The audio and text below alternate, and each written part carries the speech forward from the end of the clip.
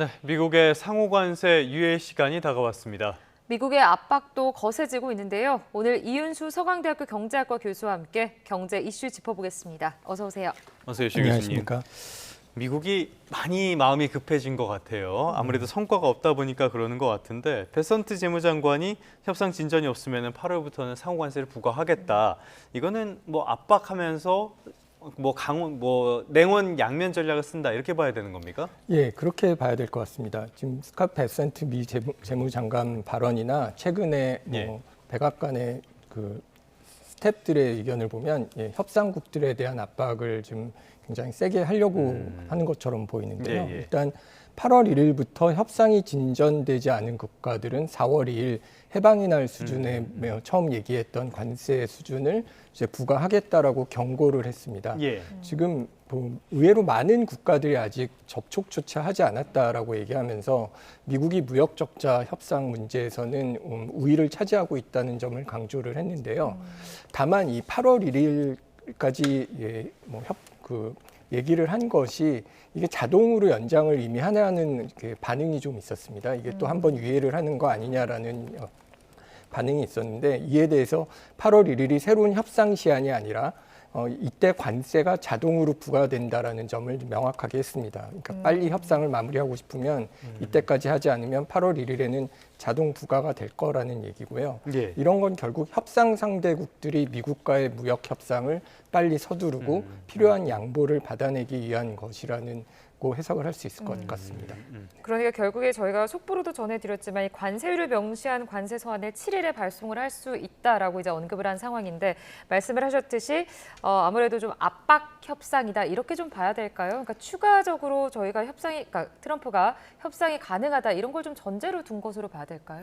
예, 사실 트럼프는 이 관세를 늘 어떤 협상을 위한 도구로 써왔습니다. 네. 굉장히 압박하는 수준으로 얘기를 하고 그것이 일종의 4월 2일 그 해방의 날 관세도 어떤 협상 지렛대를 확보하기 위해서 좀 굉장히 큰 숫자를 던졌다라고 볼 수 있는데요. 말씀하셨듯이 이제 8월 1일까지 협상 어떤 시한을 이번에는 그때 저절로 올라간다라는 어떤 압박 편지를 발송한다는 게 막판에 이제 시간이 정말 얼마 안 남았는데 실제로 타결된 나라는 알려진 것은 영국하고 베트남, 베트남도 이제 명확하지는 않습니다만 3개의 국가라고 하는데 막판에 협상을 유도하기 위해서는 어떤 편지를 보내겠다고 한 것도 상대국의 마지막 경고를 보낸 것이라고 해석을 할 수 있을 것 같습니다. 알겠습니다. 우리 상황 살펴보기 전에 말씀하신 것처럼 지금 영국과 베트남 정도만 합의가 이루어졌다라는 소식이 전해지고 있는데 이런 압박, 당근과 채찍 전략, 추가적인 협상을 타결하는 데 도움이 될 거라고 보십니까? 아무래도 그 부분은 사실 그 언론에서도 잘 모르고 스티브 미란 일요일 날 ABC 뉴스에서 인터뷰를 했는데요. 이와 관련해서 굉장히 잘 되고 있고 베트남에 대해서도 미국이 압도적으로 유리하게 협상을 진행했다라고 얘기는 하지만 이게 지금까지 2개 국가밖에 안 됐다라는 얘기가 사실상 어떤 면에서는 진행이 좀 덜 되고 있다라는 것을 보여주는 거 있다라고 생각을 하고요. 다만 그 스티브 미란 백악관 경제 수석 보좌관이라고 이제 할 수 있을 것 같은데요. 경제 수석이라고 생각을 할 수 있는데 이분이 얘기하는 거는 이게 강조하는 부분이 양보를 하는 나라에 대해서는 유예를 주겠다. 그러니까 이게 특별하게 다만 더 시간이 필요한 사람들에게 필요한 시간을 준다라는 의미고 굉장히 낙관적으로 얘기를 하고 있습니다만은 이 협상이 잘 진행되고 있지는 않은 게 아닌가라는 반증이라고 해석을 할 수도 있을 것 같습니다.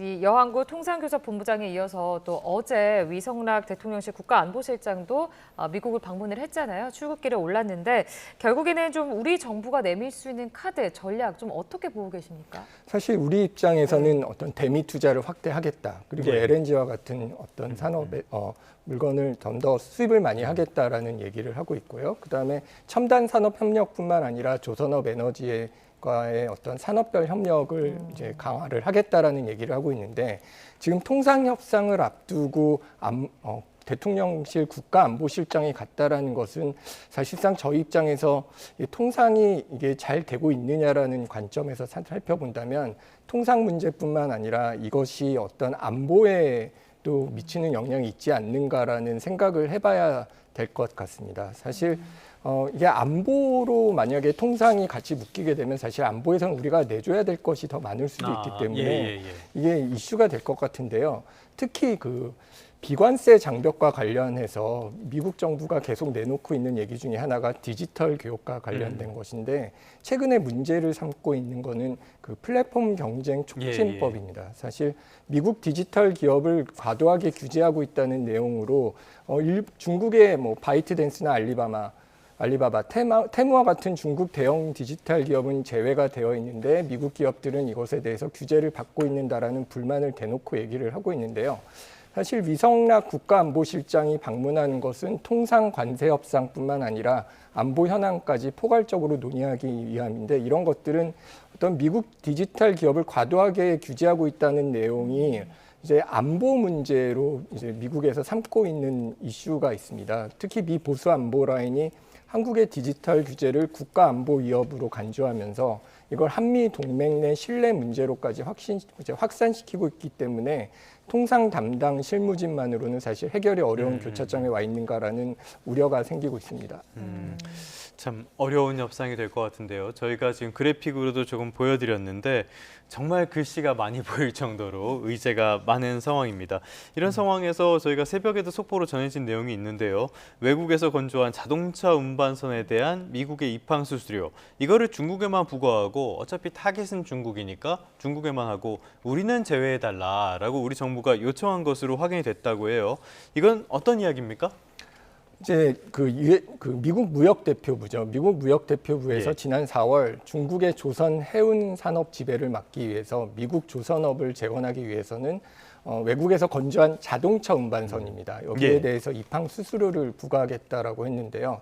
이제 10월 14일부터는 중국 해운사가 운영하거나 중국에서 건조한 선박뿐만 아니라 모든 자동차 운반선의 경우 외국에서 건조된 거에는 이거를 어떤 부과를 하겠다라는 수수료를 부과하겠다라는 의견 안건입니다. 이 경우 미국으로 자동차를 수출하는 현대차, 기아, 자동차 운송 사업을 하는 현대글로비스 등 우리나라 기업의 물류 비용이 커질 수 있는 문제가 있는데요. 정부는 의견서에서 자동차 운반선에 대한 입항 수수료 부과는 의도했던 목적과 다르게 우리나라와 미국의 관련 산업에 상당한 부담을 주기 때문에 한국과 미국 간 상호 호혜적인 무역 관계에 역행할 것이라고 지적을 했는데요.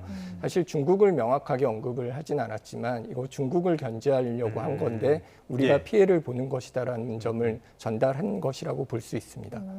또 한 가지만 좀 더 짚어보면 위성락 대통령실 국가안보실장도 이제 어제 방미길에서 잠깐 출국길에 언급을 했지만 이 한미 정상회담 일정 조율도 저희가 지금 시급한 상황이잖아요. 좀 만남이 성사될까요? 어떻게 보고 계세요? 사실 트럼프의 협상이라는 게 탑다운 형식이기 때문에 이게 정상회담에서 중요한 의제들이 특히 안보와 관련된 문건들도 같이 논의가 되기 위해서는 정상회담이 시급히 열려야 되는 거는 사실이고요.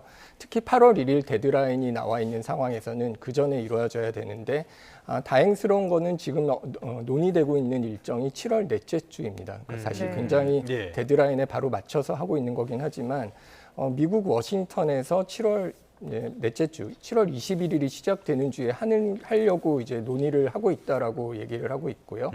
위성락 국가안보실장도 이번에 방문을 통해서 상대방이죠. 마코 루비오 국무장관 겸 백악관 국가안보보좌관과 면담을 하기로 되어 있습니다.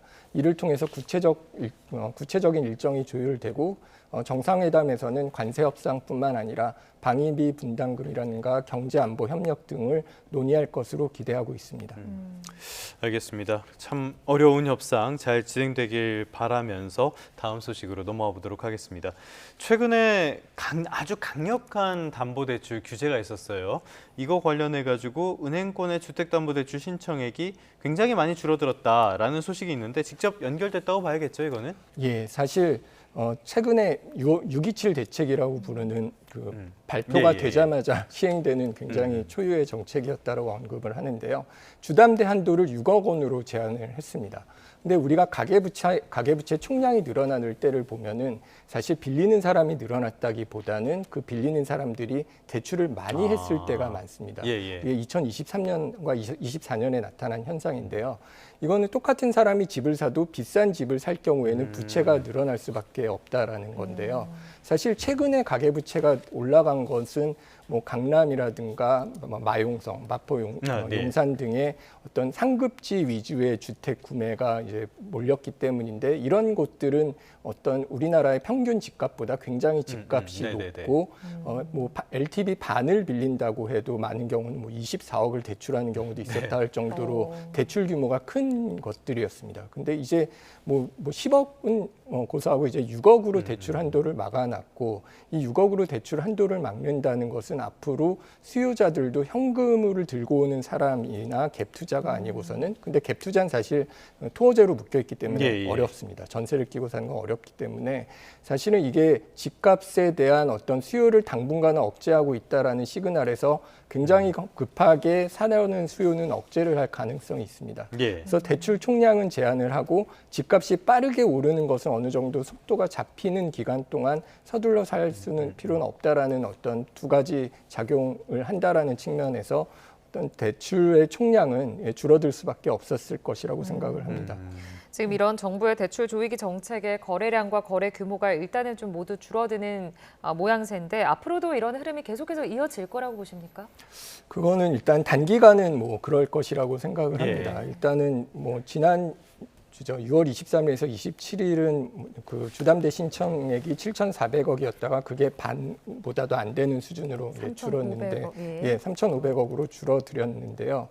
이렇게 일단은 말씀드린 바와 같이 대출이 굉장히 제한적인 상황에서는 살 수 있는 집의 규모는 정해져 있을 거고요. 물론 현금을 가지고 사는 경우들이 많기는 하다고 합니다만은 어쨌든 대출을 동원해서 주택을 구매하는 숫자는 줄어들 수밖에 없을 것 같습니다.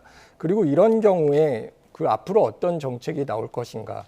그리고 이런 거래량과 거래 규모가 모두 급감할 경우에 시장은 어느 정도 관망세로 돌아설 가능성이 높다고 생각을 하고요.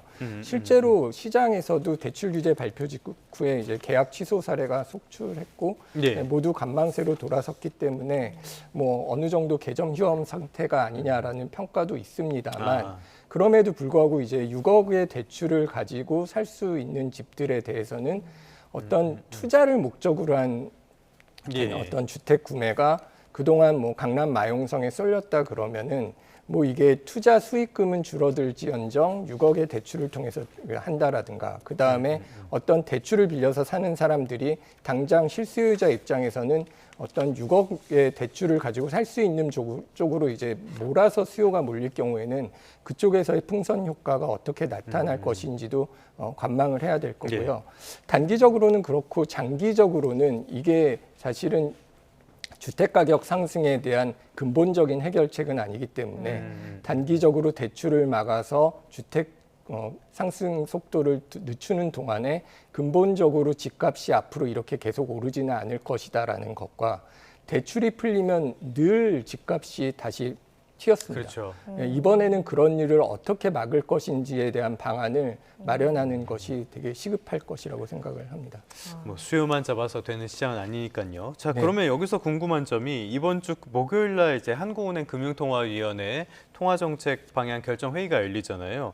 부동산 문제 있고 경기 안 좋고 이런 부분들 어떻게 결정 내리기가 어려울 것 같은데 이번 선택은 어떤 방향으로 나올 걸로 예상하십니까? 일단 시장에서는 기준금리가 동결될 가능성이 매우 높다라고 보고 있습니다. 사실 연속이야. 그러니까 5월에 내렸는데 7월에도 추가 인하하는 것은 사실 그 거의 기대하기 어렵고 그렇게 흔히 있었던 일은 아닙니다. 특히 그 최근에 가계부채가 급증했고 집값이 상승했던 것이 지난번 이자율 인하와 앞으로 이자율이 계속 내려갈 것이라는 시장의 기대와 어떤 크게 맞물려 있다라는 측면에서 지금 현재 금리를 내렸을 때 경제를 부양하는 효과와 가계부채를 자극하는 것을 놓고 본다면 가계부채를 자극하는 부작용이 더 크지 않을까라는 것이 어떤 시장이 우려하는 바고요. 그래서 금융 안정 차원에서 추가 인하보다는 어떤 대출 규제 효과와 시장 반응이 어떻게 될 것인지 5월 금리 인하 효과를 점검하면서 어떤 새로운 어떤 대책을 내놓는 것에 대한 것을 고려하는 것이 맞는 것 같고요. 특히 그 미국의 경우 그 6월 노동 시장이 굉장히 좋았기 때문에 금리가 이제 그 인하가 더뎌질 가능성이 있기 때문에 우리가 먼저 서둘러 내리는 것은 위험할 수 있다라고 생각을 합니다. 네. 알겠습니다. 여기까지 듣도록 하겠습니다. 오늘 이윤수 서강대학교 경제학과 교수와 함께 경제 이슈 짚어봤습니다. 오늘 말씀 고맙습니다. 네, 잘 들었습니다. 감사합니다.